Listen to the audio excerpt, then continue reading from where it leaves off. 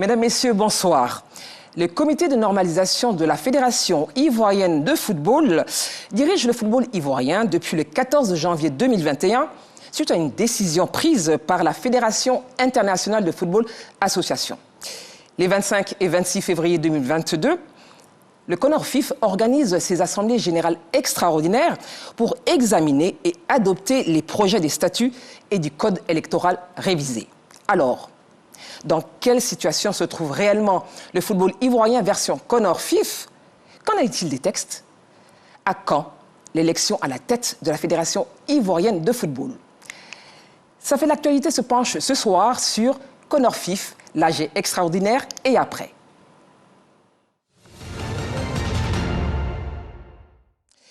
En mars prochain, 80 présidents voteront, sauf changement de texte. Mais le football est en réalité une affaire nationale.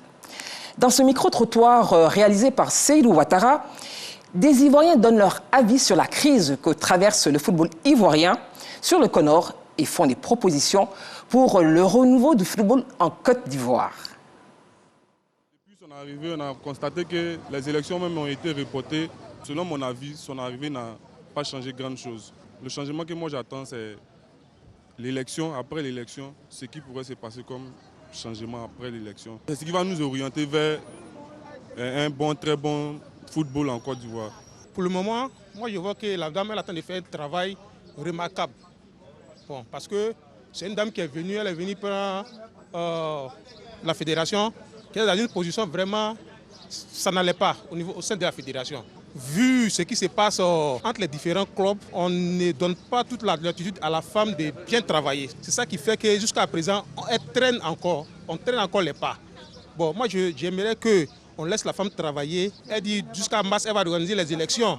Et quand l'élection est bien faite, je pense qu'on aura une bonne fédération. Jusqu'à présent, les querelles continuent toujours entre les candidats. Elle n'a pas pu organiser l'élection dans le délai qui a été promis aux différents supporters. Bon, jusqu'à présent, on voit qu'il n'y a pas tout à fait la cohésion entre et au sein des exécutifs pour organiser les élections. Madame Dao Gabala, quand elle est arrivée, elle a eu trop de problèmes. Le président du club ne s'attendait pas du tout. Mais à le temps, elle a pu s'imposer. Donc, elle travaille bien. Bonsoir, professeur Martin Bléou. Bonsoir, madame. Alors, vous êtes membre du comité de normalisation de la Fédération ivoirienne de football. Merci d'avoir répondu à notre invitation. C'est nous qui vous remercions de l'invitation, de l'initiative que vous avez prise. Je voudrais vous en remercier au nom de madame la présidente du comité de normalisation et par-delà, au nom du comité de normalisation tout entier. Alors, professeur, tout de suite, nous allons parler de ce qui nous concerne ce soir. Le gouvernement ivoirien souhaitait un retour rapide de la normalité à la tête de la Fédération ivoirienne de football. Des élections avaient été annoncées pour le 31 décembre 2021. Que s'est-il passé 14 mois après? La normalisation dirige toujours le football ivoirien. Merci bien, madame. Il n'y a pas que le gouvernement, bien entendu, qui soit soucieux, qui se préoccupe de la nécessité d'organiser les élections au niveau de la Fédération ivoirienne de football le plus rapidement possible, le plus tôt possible. Nous nous en préoccupons nous-mêmes. C'est également, bien sûr, le souci de la FIFA et de la CAF. Nous n'y sommes pas parvenus pour diverses raisons. Lesquelles? Bien sûr, il y a, n'est-ce pas, bien entendu, la gestion de la fédération. Il y a beaucoup de problèmes à régler. L'organisation des championnats, la gestion, n'est-ce pas, de la structure en tant que telle, et puis les modifications à apporter au texte. Ça ne se fait pas de façon si rapide et si magique. Ça demande, n'est-ce pas, du temps. Parce qu'il faut échanger, il faut discuter, il faut s'accorder sur ce qu'il convient de retenir. Et il faut, n'est-ce pas, également être en accord avec ceux-là même qui nous ont mandatés. Je le dis en pensant à la CAF et à la FIFA. Tout cela, on a assisté bien sûr à ce mouvement, à ce processus de va-et-vient, à une sorte de navette. Et tout cela, n'est-ce pas, bien entendu, retentit sur, n'est-ce pas, le cours des choses. Mais professeur... Ça prolonge. Et ceux-là même qui nous ont mandatés étaient conscients, en nous confiant, n'est-ce pas, bien entendu, la tâche qui nous a été, n'est-ce pas, bien entendu, confiée, que cela était difficilement réalisable dans le laps de temps qui avait été consenti. Et d'ailleurs, ils n'ont pas trouvé d'anomalie à proroger de 3 mois le mandat qui nous avait été assigné. Il n'y a pas eu d'anomalie. Je voudrais vous inviter, n'est-ce pas, bien entendu, à prendre note de ce qui est déterminé au départ peut être suivi, comme, n'est-ce pas, il peut y avoir un décalage. Donc là, on est dans le décalage. C'est dans l'ordre naturel des choses, parce qu'il y a des circonstances imprévisibles. Il y a ce qu'on appelle les impondérables. Il y a des faits, des événements qui se produisent, chemin faisant, qui retentissent sur le cours des choses. C'est évident. D'accord, professeur. Ce qu'on pourrait nous reprocher, c'est que, n'est-ce pas, bien entendu, nous n'avons pas agi convenablement. Ce n'est pas le cas. Nous avons agi et nous recevons des félicitations. Les choses suivent leur cours normal et dès la fin du mois de mars, et bien entendu, nous nous retirons. Le processus en est amorcé et il sera conduit à son terme, donc, dans les meilleures conditions possibles, je l'espère. Professeur, on vous prend un témoin, vous avez parlé de la fin de mars pour la sortie du Conor. Absolument. Parfait. Donc les Ivoiriens nous regardent, ils ont entendu, les footballeurs, tous les acteurs en tout cas du football en Côte d'Ivoire, vous ont entendu ce soir, fin mars, le Conor se retire. Alors, professeur, vous parliez tout à l'heure d'un... À condition, bien sûr, que, n'est-ce pas, l'élection se soit tenue, que les élections se soient tenues. Absolument. Bien sûr, mais cela est programmé. Je vous en parlerai tout à l'heure. C'est un engagement que vous avez pris pour le 31 mars. Absolument. Alors, professeur, justement, vous parliez d'impondérables, vous avez parlé d'acteurs. Alors, le 21 février dernier, il y a un groupe de présidents de clubs, 10 membres actifs, qui a publié dans Fraternité Matin une lettre ouverte à la FIFA. Et je vais les citer parce qu'il faut citer. Alors, ils écrivent et ils estiment la situation actuelle est délétère. Et ils estiment également, et je cite encore, que la famille est plus que jamais divisée du fait de la gestion partiale des mandats. Donc, vous êtes. Y a-t-il une crise de confiance avec certains présidents ou avec certains acteurs du football en Côte d'Ivoire? Je n'ai pas d'éléments autorisant, bien sûr, à affirmer, à infirmer ou à confirmer, n'est-ce pas, bien entendu, le propos que vous venez de rappeler. Ils ont été écrits. Voilà, ça a été écrit. Ce ne sont pas de moi. Mais ce sont, n'est-ce pas, bien entendu, des agissements qui s'opèrent en dehors, n'est-ce pas, bien entendu, des voies normales. C'est-à-dire? Je ne sais pourquoi des gens, bien entendu, agissent de la sorte. Apparemment, il n'y a pas d'opposition, en tout cas, bien entendu, par rapport au comité de normalisation en tant que tel. Et les griefs qui sont, n'est-ce pas, énoncés, j'observe qu'il manque, n'est-ce pas, bien entendu, de fondement. Quand on nous taxe de manquer, n'est-ce pas, bien entendu, d'impartialité, n'est-ce pas, d'avoir pris parti pour un camp, cela n'est pas étayé. Rien ne soutient, n'appuie, n'est-ce pas, bien entendu, pareil propos. Mais professeur, il n'y a pas de fondement du tout. Comme j'aurai l'occasion, n'est-ce pas, de le montrer à travers le processus qui a été amorcé et qui se poursuit. Mais professeur, on est quand même d'accord qu'il y a cette liberté d'expression. Et si les présidents de club, 10 membres actifs, interpellent ou écrivent, est-ce que vous n'êtes pas obligé d'écouter, même si ou d'en tenir compte? Quelle est votre posture face à ce genre de situation? Absolument, vous avez raison, n'est-ce pas, bien entendu, d'attirer notre attention sur ce phénomène, sur cette situation. Nous sommes tenus à l'obligation, n'est-ce pas, bien entendu, d'écouter. Mais encore faudrait-il que des faits soient, n'est-ce pas, bien entendu, fournis au soutien de ce qui est affirmé. Pour l'instant, moi, je regarde cela, je considère cela comme étant, n'est-ce pas, des affirmations gratuites. Je ne sais pour quelle raison, d'ailleurs. Et si on se livre à un travail, n'est-ce pas, bien entendu, de psychanalyse, on découvrira qu'il y a quelque chose de caché qui n'est pas annoncé. On ne comprend pas. Alors, dites-nous. Je ne sais pas. Moi, je m'interroge. Je m'interroge et je crois bien entendu qu'un travail pourrait être conduit, mené dans cette direction. Je m'interroge. Les élections n'ont pas eu lieu déjà qu'on nous taxe, n'est-ce pas, de parti pris. Il y en a même qui pensent que nous sommes là pour un candidat, je ne sais lequel. Il y en a qui pensent que nous recevons des instructions pour agir dans tel ou tel sens. Je dis, mais enfin, c'est se tromper gravement. N'est-ce pas? Et c'est également, bien sûr, n'est-ce pas, envisager d'induire les autres en erreur. Ceux qui nous connaissent savent que ça n'est pas possible. D'accord, professeur, on vous a compris. Mais j'aurai l'occasion de préciser, bien entendu, bien des points. Alors, mais là, ce ne sont que, n'est-ce pas, des propos, ce qui est écrit ici et là, parce que peut-être on a des craintes, ou bien parce qu'on a quelque chose à se reprocher. Je ne sais pas. Mais enfin, qu'est-ce qu'on nous reproche? Qu'on le dise et puis qu'on en débatte. Rien de concret, rien de bien net. Professeur... On nous parle de rupture de confiance, mais ça repose sur quoi? Quels sont les faits, les éléments, les indications? Rien du tout. Professeur, non, je ne puis je vous ai cité, je vous ai cité quelques éléments de cette lettre ouverte, mais ce n'est pas l'objet de cette SAF à l'actualité. Ce sont des éléments que j'ai apportés à votre attention si d'aventure, et je doute fort que vous ne sachiez pas ce qui se passe. Vous avez quand même un service de communication à la fédération, mais il est de mon devoir aujourd'hui, en tant que journaliste, vous êtes notre invité, de vous en parler. Ceci dit, les assemblées générales ont lieu les 25 et 26 février prochains, c'est-à-dire vendredi et samedi. C'est bien cela, oui. Alors, professeur, quelles sont les propositions de changement majeurs attendues? Il y a d'abord, n'est-ce pas, la procédure, le processus. Oui. Bon, il y a eu des critiques dans, n'est-ce pas, bien entendu, la lettre ouverte. Ah, donc vous l'avez lu? Absolument, absolument. Mais ça va de soi. Il est tout à fait normal que j'ai lu. Non, il ne pouvait pas en être autrement, bien sûr. J'ai lu. D'accord. Bien sûr. Je dis que, n'est-ce pas, avant d'en arriver au fond, au point que vous venez, n'est-ce pas, d'énoncer ou d'évoquer, Oui. il lui fallut, n'est-ce pas, bien entendu, dire un mot du processus, de la procédure ayant conduit à ce point-là. Bon, est-ce qu'on peut parler du fond avant de revenir à la procédure? Alors, rapidement. Le fond. Oui, Bien. très rapidement, professeur. Rapidement. En ce qui vous plaît. concerne le fond, je n'entrerai pas, n'est-ce pas, dans les détails. Oui. Je voudrais, à ce stade-là, sauf si vous me posiez des questions, bien entendu, relativement à tel ou tel point, dire que le souci a été d'accorder les textes de la Fédération ivoirienne de football Oui. avec les lois nationales, les lois ivoiriennes. Parce que la Fédération ivoirienne de football est, après tout, une association de droit ivoirien. Il y avait également nécessité d'accorder les textes de la Fédération avec ceux de la CAF et de la FIFA. Oui, absolument. Des points. Donc, en révisant, il fallait tenir compte de tout cela. L'optique, la vision, n'est-ce pas, bien entendu, la projection, enfin, l'objectif poursuivi, c'est de faire en sorte qu'il y ait une meilleure gestion, n'est-ce pas, de la fédération, une meilleure organisation et une meilleure gestion de la Fédération ivoirienne de football. Et Oui. que, n'est-ce pas, au bout, eh bien, le football ivoirien soit propulsé, n'est-ce pas, au firmament, au sommet, aussi bien au plan sous-régional, régional, continental que mondial. Et à cet effet, nous avons défini des règles, ou, n'est-ce pas, consolidé des règles dont certaines existaient C'est déjà. en proposition? Nous avons également, c'est à l'état de proposition, nous avons également dégagé, déterminé des structures, des organes qui s'ajoutent à ceux existants déjà.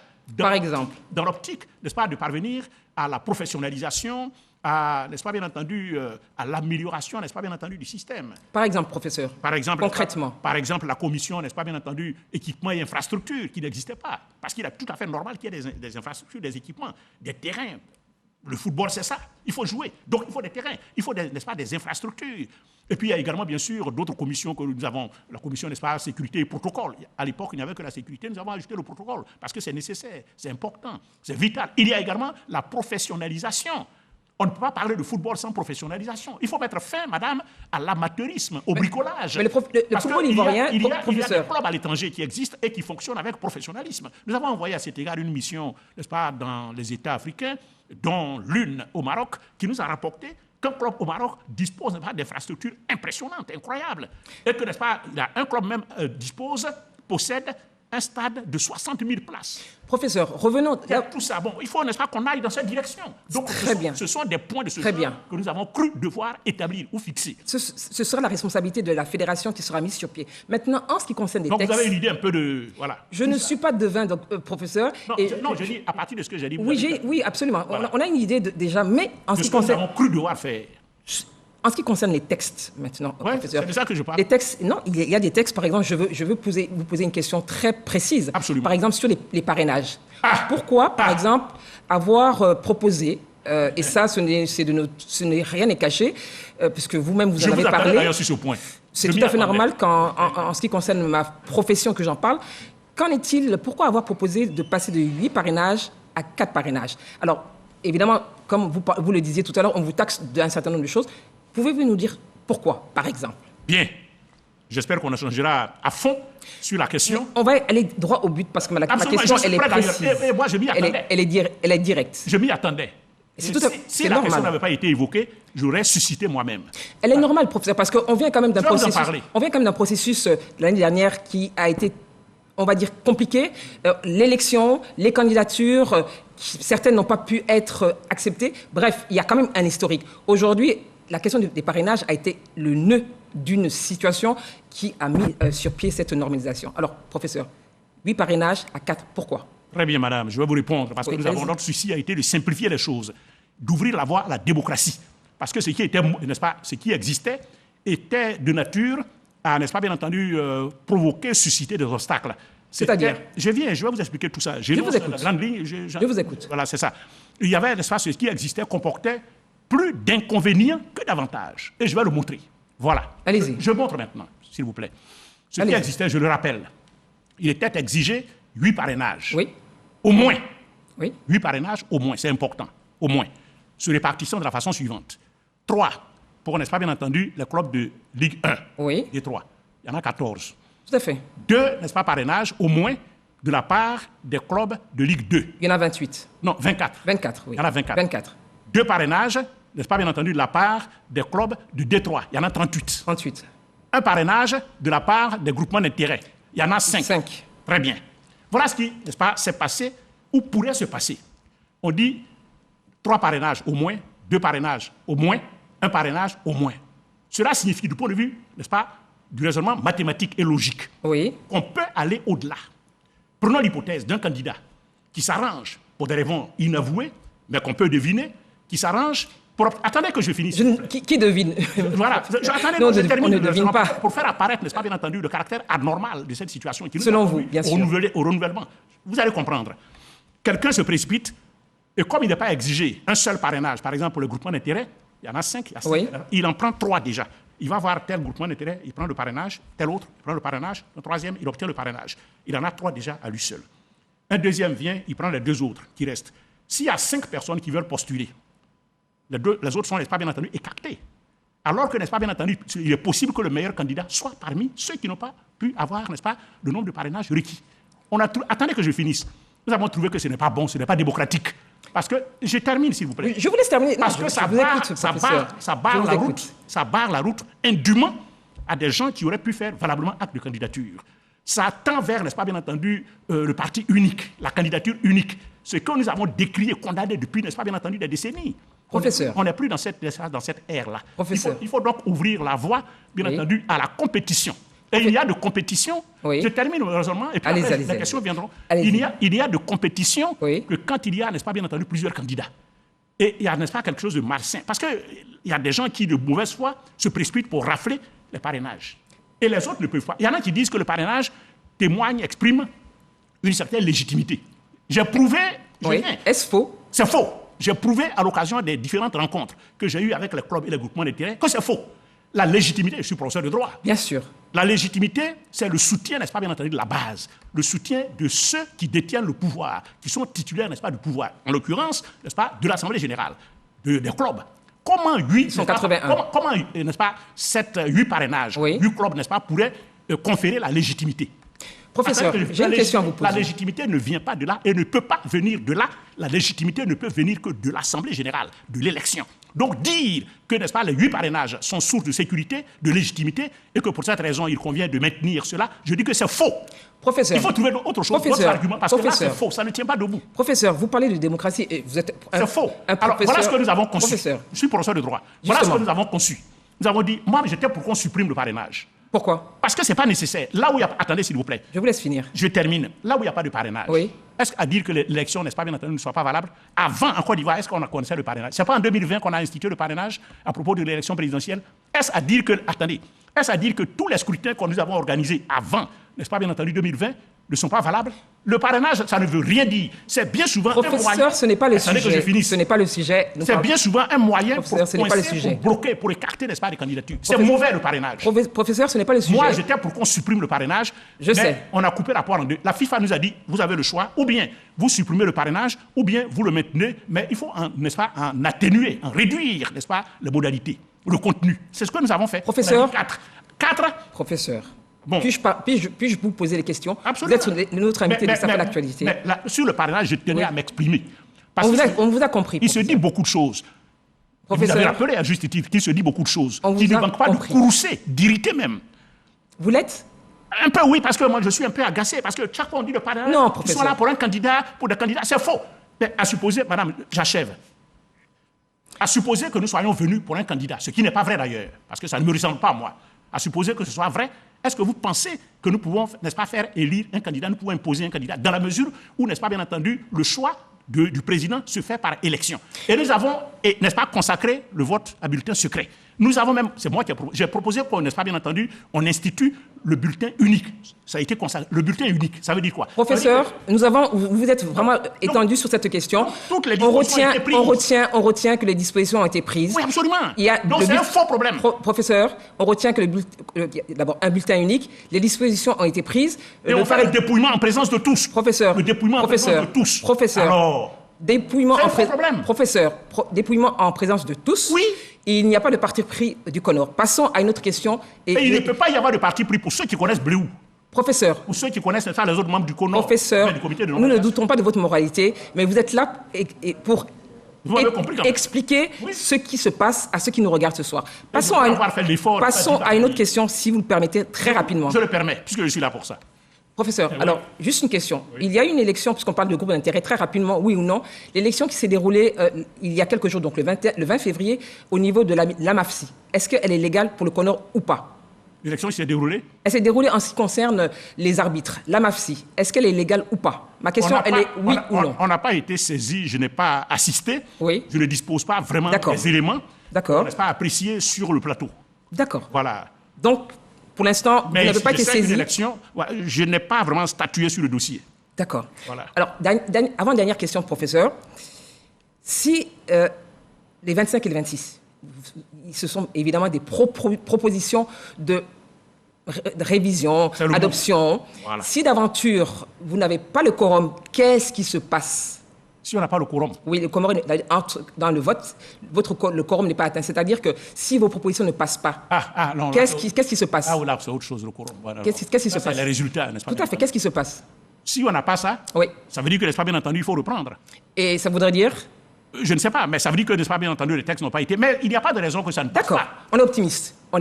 Je suis optimiste, oui. Et je vais vous dire pourquoi je le suis. Oui, allez-y. La procédure qui a été suivie a été une procédure inclusive. C'est la raison pour laquelle j'ai voulu qu'on parte de là. Les clubs ont été sollicités afin qu'ils nous fassent parvenir leurs propositions, leurs suggestions, leurs, n'est-ce pas, bien entendu, recommandations. Et à chaque fois que nous avons eu des séances de travail avec eux, nous leur avons demandé de nous signifier, n'est-ce pas, leurs préoccupations. Ça s'est fait. Et nous avons écrit expressément au club en avril 2021, leur demandant de nous faire parvenir leurs propositions. Ils l'ont fait, soit individuellement, soit collectivement, ils l'ont fait. Parfait. Voilà, et ils ont été associés. Et, n'est-ce pas, nous en avons tenu compte dans la mesure du possible. Et nous avons, n'est-ce pas, bien entendu, travaillé avec la FIFA, avec la CAF. Tous les partenaires. Oui, avec, n'est-ce pas, le ministère des Sports. Quand le travail a été achevé, et bien entendu, ça y est, on a eu l'onction, n'est-ce pas, de la FIFA. Après quoi, nous avons eu encore des séances de travail éclatées avec les clubs. Ligue 1, Ligue 2, D3, n'est-ce pas, bien entendu, les ligues régionales, et les clubs de district, tout ça. Bon, et des propositions ont été encore faites, des critiques ont été émises. On en a tenu compte. Donc on va parler de démocratie. On a modifié à nouveau. De dialogue. Alors, attendez, ce que je viens. Ils ont concouru, n'est-ce pas, à l'élaboration du texte. Donc contribution des présidents de clubs et des clubs et des groupements. Tout le monde a contribué pour que l'AG de demain, donc l'AG extraordinaire, les 25-26, à travers la formule, soit un succès. Les textes, à travers, n'est-ce pas, la procédure que je viens de rappeler, procèdent, n'est-ce pas, de volontés conjointes. Parfait. De la volonté et de la nôtre.